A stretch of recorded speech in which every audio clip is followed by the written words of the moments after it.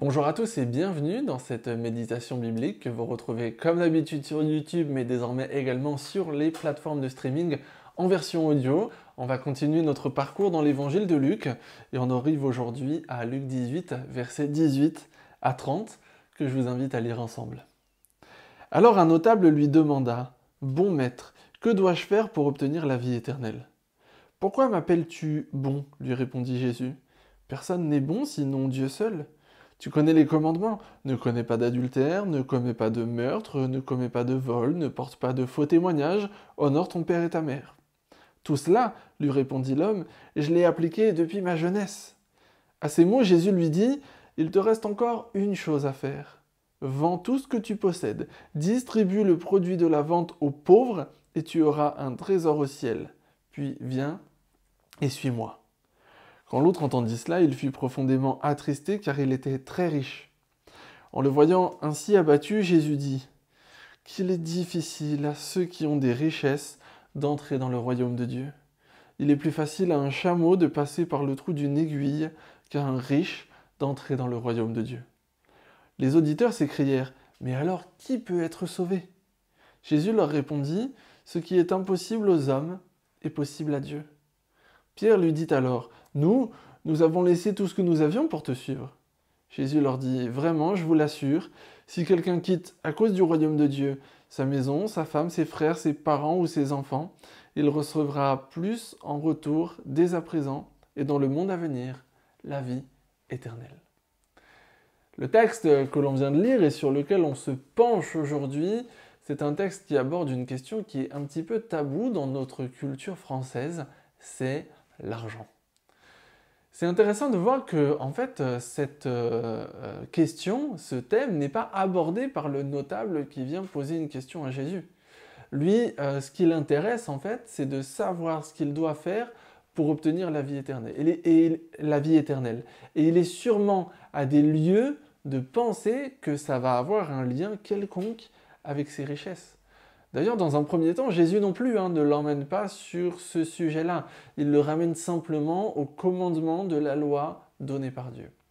C'est lorsque le notable va affirmer qu'il a mis en œuvre les commandements de la loi depuis sa jeunesse que Jésus va lui dire qu'il lui reste une chose à faire, se défaire de ses richesses. Pourquoi est-ce que Jésus dit à cet homme que la seule chose qu'il lui manque pour obtenir la vie éternelle, c'est de se défaire de ses richesses pour les donner aux pauvres? En fait, parce que la richesse dont jouissait ce notable, elle apparaît comme une barrière dans sa vie spirituelle. Lorsqu'il affirme qu'il a mis en œuvre les commandements de la loi, là, il s'agit de quelque chose qu'il fait pour lui-même, pour son bénéfice personnel, pour tenter de recevoir la vie éternelle. Mais ce que Jésus lui demande, c'est d'utiliser ses richesses pour le bénéfice des autres.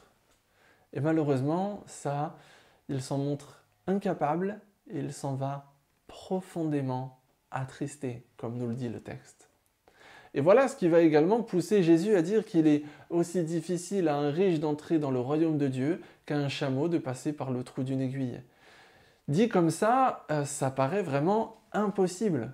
Mais bien sûr, Jésus est en train d'utiliser une hyperbole pour appuyer son propos, et puis il dira lui-même que si c'est impossible aux hommes, cela n'est pas impossible à Dieu. En fait, il ne s'agit pas ici de dire que les riches ne peuvent pas être sauvés. Il s'agit de montrer à quel point les richesses peuvent nous pousser à nous tourner uniquement vers nous-mêmes, alors que l'Évangile nous pousse à nous tourner vers les autres. Suivre Jésus, qu'est-ce que ça veut dire en fait ? Suivre Jésus, c'est s'abandonner.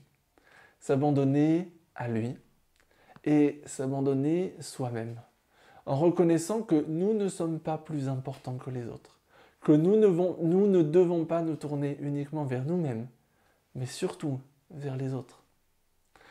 Alors vous vous dites peut-être en regardant cette vidéo ou en écoutant ce podcast que vous n'avez pas beaucoup de richesses. Ou peut-être que vous en avez beaucoup et que ça vous fait réfléchir sur la manière dont vous les utilisez. Et c'est vrai que chacun d'entre nous jouit d'une quantité de richesses différentes. Et donc, on ne peut pas tous les utiliser de la même manière, au même niveau. Mais ce texte nous appelle à faire un choix. Suis-je prêt à utiliser mes richesses pour faire le bien à mon niveau, au niveau que vont me permettre mes richesses. Je vous laisse avec cette réflexion que chacun doit poursuivre pour soi-même et je vous souhaite une très bonne journée et je vous dis à bientôt pour une nouvelle méditation.